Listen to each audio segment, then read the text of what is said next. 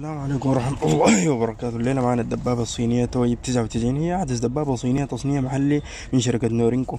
النوع دبابة غطاء رئيسية بلد الأصل الصين. بداية التطور 1999. الكمية المصنوعة أكثر من 700. الوزن 54 طن. العرض 3 متر. الارتفاع 2 متر. التصميم خليط من تي 72 الروسية والإبرامز الأمريكية. المدفع الرئيسي الروسي من عيار 125 ملم مع منقم آلي ونازع دخان. التخزين للمدفع 41 قذيفة. المدفع يطلق بشكل آلي 8 قذائف في الدقيقة، ويدوي قذيفتين على شكل أكثر. السرعة القذيفة 1780 متر في الثانية.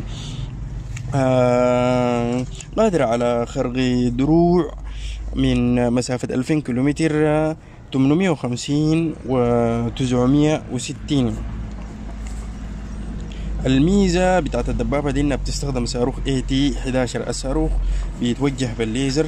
المدى بتاعه في الأرض أو في الواطة تحت من 100 متر ل 4000 متر، وقادر على ضرب الأهداف الجوية على بعد 5 كيلومتر. ممكن تضرب بالمروحيات المنخفضة. أما الصين أنتج الصاروخ المحلي مسمى ب M1199. الدبابة لها مدفعين غير الرئيسي. الأول 12.7 ده مضاد للطيران.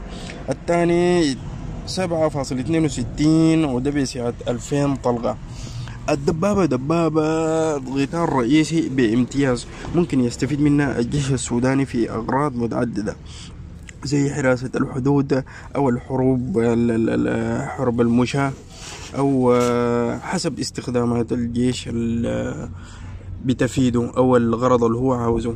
يعني الدبابة سعرها ممتاز شديد. صناعة التكلفة بتاعته بتبدأ من 1,900,000 دولار. يعني سعر الدبابة حاجة بين 5 مليون ل4 مليون ونص. ممتازة للجيش السوداني.